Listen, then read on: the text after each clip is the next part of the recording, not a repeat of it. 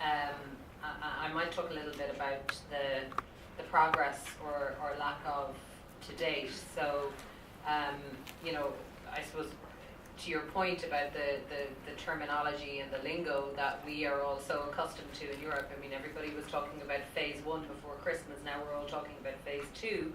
What does that mean? I think we can actually learn a lot from phase 1. So phase 1 was the process of agreeing the sort of terms of exit for the UK from the European Union. And if you look at how that unfolded, there were sort of 3 priority issues for the European Union. One was the very significant budget contribution, which the UK, like all other EU member states, pays into the EU budget. Secondly, the rights of EU citizens living in the UK and vice versa. And thirdly, the Irish border question.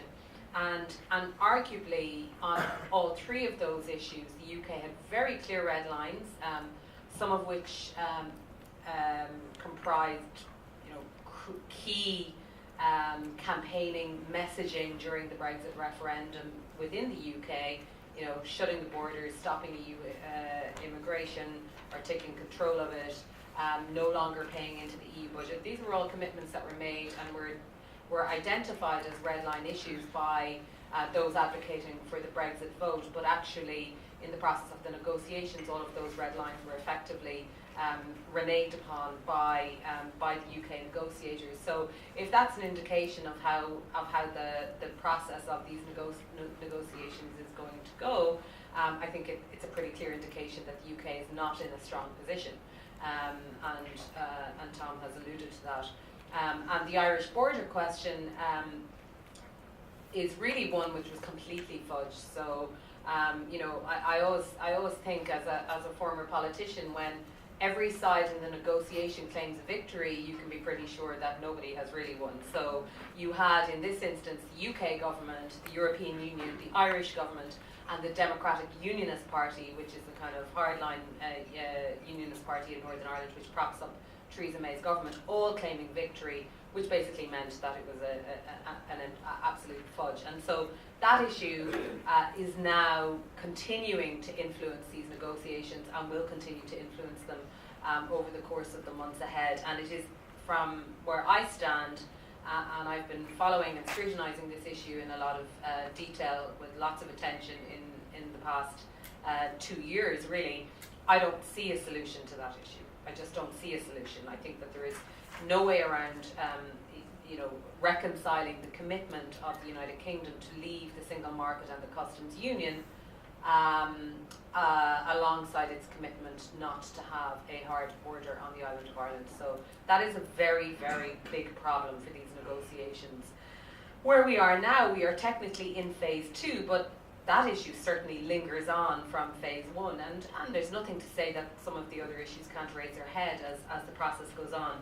And I think that, obviously there are two key questions now facing us. One is, will there be a transition deal? What does that transition deal look like, and how long will it last? And my instinct says there will be a transition deal. I think it's in the interests of both the UK and the EU to ensure that we don't see this cliff edge scenario next March.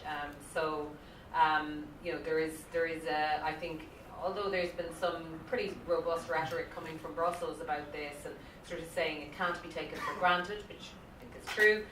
Ultimately, I think both sides have an interest in ensuring that there will be some period of implementation, which will allow for so much of the regulatory preparations to be put in place on the UK side, as well as allowing firms plan for all of the disruption that will occur in their supply chains and so on. So I think there will be a transition deal. I'm not sure it'll be agreed next week. These negotiations seem to lag. It's not unusual, but they do lag behind the identified time frame. So it may well be April before there's some agreement on that, but I think there will be. And then obviously the key priority for both sides will be what does the future trading relationship look like. I think it's true to say that there's no sort of perfect model. We've all seen multiple analyses from think tanks, from media outlets on the different models, the Norway model, the Swiss model, the Canadian model, etc. One thing is for sure, if the UK is intent on leaving the customs union and the single market, then you are talking about a free trade agreement. So something along the lines of the Canadian EU free trade agreement, CETA. But the detail will take quite some time to figure out and to negotiate. But on the question of, well, is that soft Brexit? Is that hard Brexit? Of course, it's hard Brexit. It's hard Brexit because the UK is withdrawing from the customs union and the single market, and we have yet to see what that means. But it means that access, as Theresa May has acknowledged in her most recent speech, access to the market will definitely be impinged and disrupted. And obviously, from the point of view in particular of services, which makes up the vast majority of the UK economy, there will be significant disruption and a huge amount of very sensitive political negotiation that will occur in the coming years. The transition deal is as proposed by the EU side and has not been in any way challenged or disagreed with by the UK side. The transition deal is due to end in December 2020. That's because the UK doesn't particularly want to be paying into the new 7-year multi-annual budgetary framework which the EU will be embarking on from the 1st of January 2021. That's understandable. They'll be away from the decision-making table. Why would they want to pay into the budget? And equally, it's much cleaner and smoother for the EU side to ensure that the divorce happens before that finally. My view is that it's very, very likely that that's a less than 2-year transition phase. It's very, very short in the context of what needs to occur. It's very hard to see a comprehensive free trade agreement being negotiated in that period of time. And so I think it's quite likely that the UK will seek the extension of the transition phase, and subject to negotiation and presumably a commitment to contribute to that EU budget into the future. That may very well happen, but I certainly wouldn't be planning around that. But I think it's a possible outcome. The one thing that I think we have to look at and seriously consider is the dynamics within UK politics at the moment. It cannot be taken for granted that Theresa May will still be the Prime Minister in March 2019 for a number of reasons. One is events, dear boy.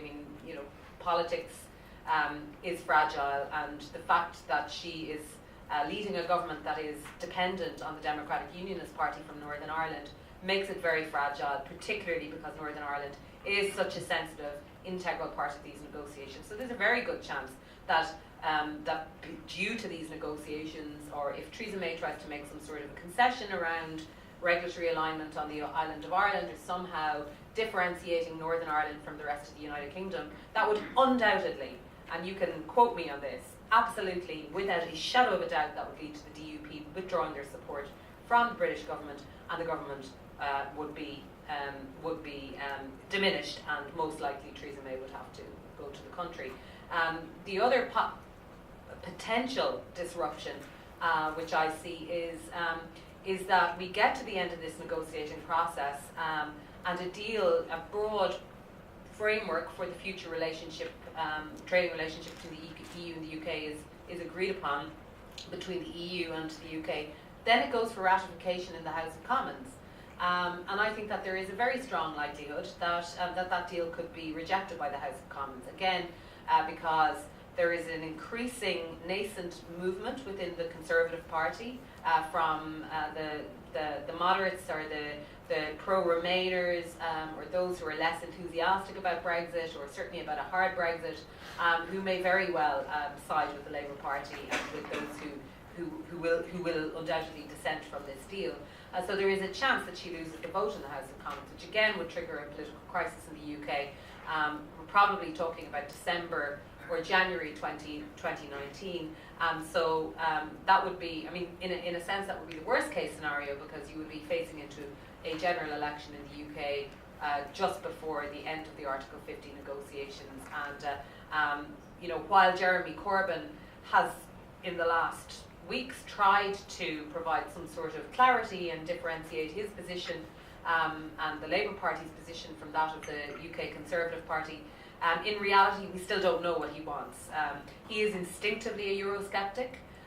He's a protectionist, as Tom has said, but he's also trying to, you know, play a political game, not committing to stay within the customs union if he were to be in the driving seat, but talking about some sort of a customs arrangement. And you know, frankly, it's not very far off from what some of Theresa May's own cabinet have talked about. But unfortunately, we don't know what that means.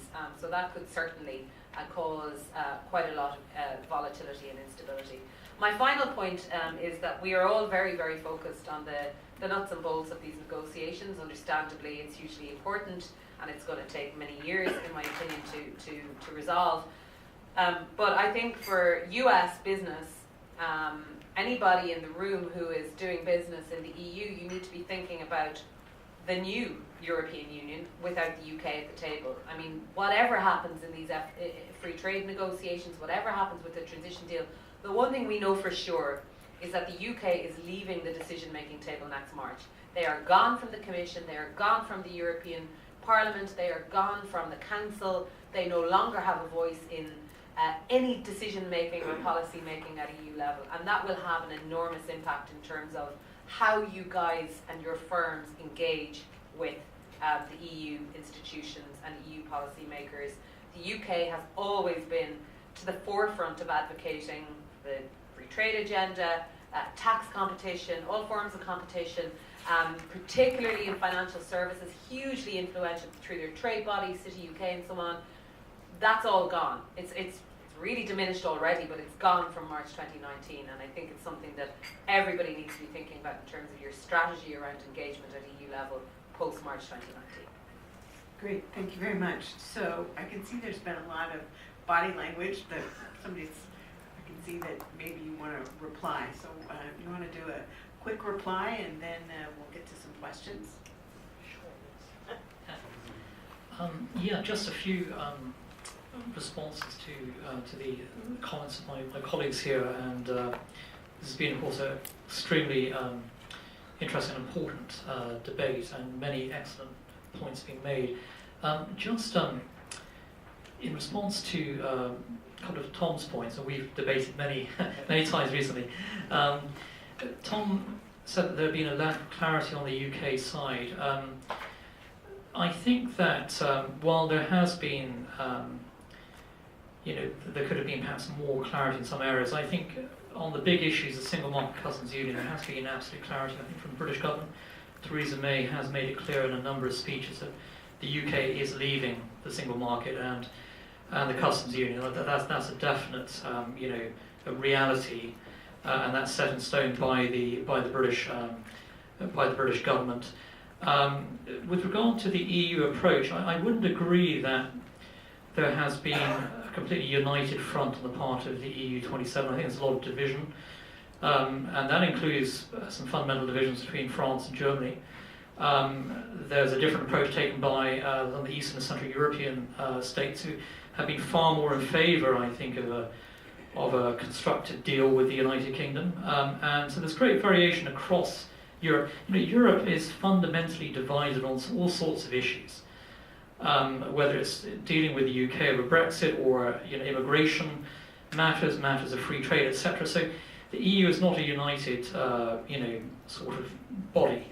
And on the point about US-UK relations, I would say and having observed it very closely firsthand, I would say the relationship between the May government and the Trump administration is actually very, very close, and it's significant that just this week you have Liam Fox, the International Trade Secretary, here in Washington once again, meeting with all of the key US officials on trade matters, and this is the latest of a series of trips that he has taken to Washington, and you have a constant flow of British government officials here in Washington meeting at the very highest levels of administration.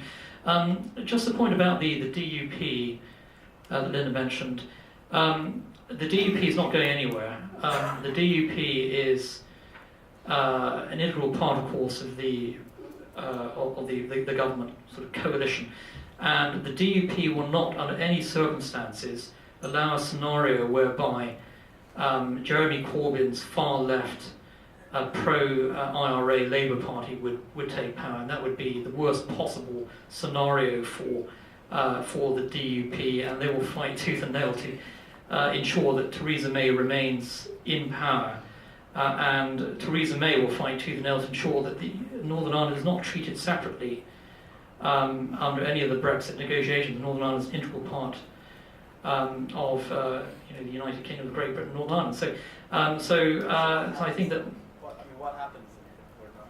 So yeah, I think we need to let Yeah. our colleagues. I really don't think the Irish border issue is going to derail the Brexit negotiations. I mean, it's just not a big enough matter to derail what is, one of the biggest, events on the world stage in decades. So I don't see how that's going to, that's going to be a deciding factor on this. Well, just on that, on the point, I mean, Theresa May did enter into a deal just before Christmas, where she was treating Northern Ireland separately, and the DUP threatened to pull out of the government, and she had to pull back and renegotiate. So that's already happened, and absolutely, without any shadow of a doubt, the priority for Ulster Unionists is the union. And if the integrity of the union is threatened, then they will pull out and they will withdraw support from Theresa May. And it's much more important to them than anything to do with Jeremy Corbyn. It is the very sort of fundamental purpose of their existence as politicians. So let's see. I tend to agree with Nile, though. I think ultimately the Northern Ireland issue will be a very, very tense, difficult issue that is going to continue right up to the end of these negotiations. But ultimately, on the EU side, I don't believe that they will fail to reach agreement on an exit deal because of Northern Ireland. I think Northern Ireland will be sacrificed in those circumstances. But let's not underestimate what that means in terms of the breakdown of the Good Friday Agreement and peace in Northern Ireland, which is, has major implications for future UK governments. Huge. I would say, I do think Northern Ireland could lead to the breakdown of the talks. I guess I think that the European side, the EU27, there are people there who I think could live with no deal. I think they're making a mistake, but I think they could think, well, if this breaks down into hard Brexit, then it punishes Britain, And I think Niall's right that the EU is divided and has different views on all these issues. But the significant point, though, is not that. The significant point is that they have suppressed those divisions, right? And so London has hoped it will be able to deal bilaterally with the EU27, divide and conquer, and weaken their position. And they've been unable to do that because especially the Central East European countries, have basically, whenever the approach has been made, they said, well, it's nothing to do with us. It has to be negotiated collectively. And so France and Germany have successfully persuaded the rest to basically bury all those differences. Now they could re-emerge, but they haven't yet, and we're a year in. So I think, base case again, pretty united front, I think, going forward, for better or worse. So I actually wanted to ask a couple of questions and then open it to the floor. Just one observation, it seems like everybody wants to talk about a good free trade agreement, but sorry, that hasn't been defined, and it mostly talks just about goods. So I said at the outset that I'm a recovering trade negotiator, so I guess I'm a little bit troubled about sort of the lack of detail. And then on the other hand, you said that basically the U.S. should just encourage everybody to get on with it and take whatever comes out of the split. That's kind of dangerous, and I think you saw a little bit of the concern, with the ag quotas as a good example of kind of, wait a minute, my interest, the U.S. interest, need to be taken care of. But I also think it points to a larger issue for Europe, which I'd like you to comment on, and that is, we've had our own debates here in the U.S. about sovereignty. But when you negotiate with the Commission, the Commission always kind of took pride in not having to jump through all the hoops that a U.S. negotiator would do in terms of consulting and seeing where the industry was and accountability. And sort of that's where the whole Brexit debate started. So just in terms of where the Commission is, apart from Brexit, it does seem as though there needs to be some changes in the EU to actually take into account the accountability issue in terms of actually trying to find a way to work not just with the UK but with others, because it does seem as though the Commission is kind of getting into a sort of a hunker down mode. Your comments on that would be very helpful. Yeah, I might leave I mean, Lucinda is probably more of an expert than me on the Commission side. I would just say that, I mean, I do think that there should be changes, in the EU, and I think it's important that there's reforms, including on those issues. It's not just the Commission, though. I mean, I think in these negotiations, the governments are more important in a way than the Commission, and I think they ultimately will make the decisions. On the content of the trade deals, overall, I mean, you're exactly right. I mean, the UK basically has a perfect trade deal at the moment with the EU 27, right? In that there are no tariffs, and so you're sort of it's a really weird trade negotiation because you're not talking about new gains, you're talking about averting losses. And I think that's a really weird dynamic. It could be easier, it could be harder. I think it will probably be very difficult, and I think that it won't be done in the 2 years, and I think that if there is a deal, I think the transition deal will probably be a permanent deal, because I think that they will, and I know, people may not like that and agree with that, but the dynamics of this are such that if you agree a transition and it's the status quo, it gets extended, it's easier to extend it, there's no overall negotiation. Just on the US point, I think the US ought to have a three-pronged strategy. The first is to say to the UK and the EU, every deal the UK has with the US, either bilaterally or multilaterally as a member of the EU, the US position will be to have a smooth transition to automatically transfer all of those to bilateral arrangements, which this administration is not doing.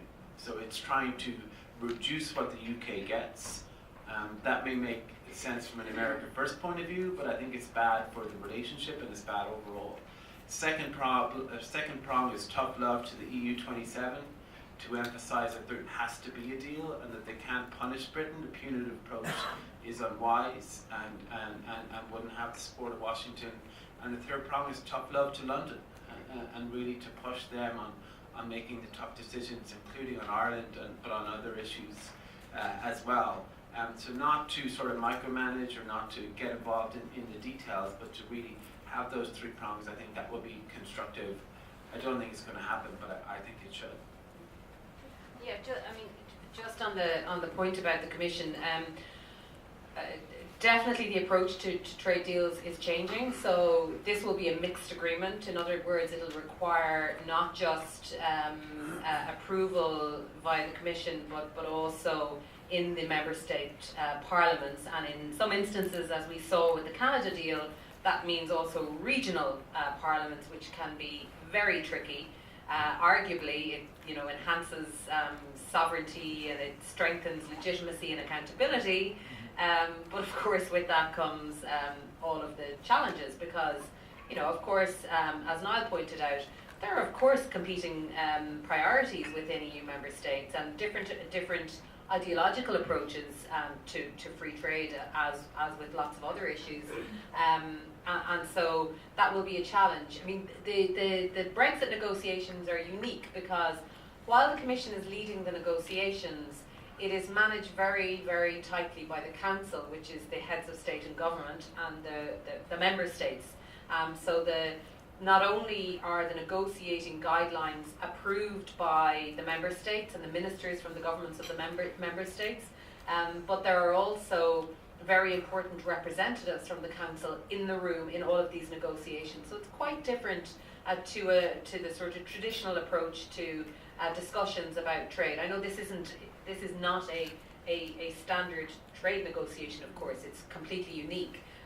But there is this discussion about the future trading relationship, and it's very, very tightly managed by the EU Council. The other thing I would say is that dynamics in the European Union have changed, because of enlargement, 28 member states, so far more countries with different priorities, but also because of the financial crisis. Because when the financial crisis hit, the EU institutions were not equipped to respond to the crisis, and so it was very heavily led and dominated by the EU member states and their governments. And so the Commission was, to my mind, slightly weakened in that process, and the Council was strengthened. And that is an enduring legacy, and I think we will really see it in future trade negotiations. Just a point about the EU on the world stage, because we've had a lot of discussion about how the UK sees itself as sort of globalist and advocating for free trade and as a world leader, but the EU is just concluding or has concluded negotiations with Japan and Singapore, also Mexico, Indonesia, India underway, and two of the key target countries for the UK are Australia and New Zealand, both of which have prioritised negotiations with the EU for a free trade agreement, and those negotiating directives are being drafted by the Commission at the moment. So there's a huge amount of activity now, I think partly in response to the Trump administration's sort of withdrawal from world trade, the shutdown of TTIP negotiations, and the EU actually now sees an opportunity to be a world leader. And I think that's really interesting, and it is, I think also very interesting in the context of France, because the French have traditionally been very reluctant coming to the table, and we saw that in particular negotiating the directives for TTIP back in 2013, where the French wanted multiple opt-outs. But now, under the leadership of Macron, the attitude has changed slightly, and they are also seeing opportunities in the world stage. So I think that's a very interesting new dynamic in the EU. So Ken, do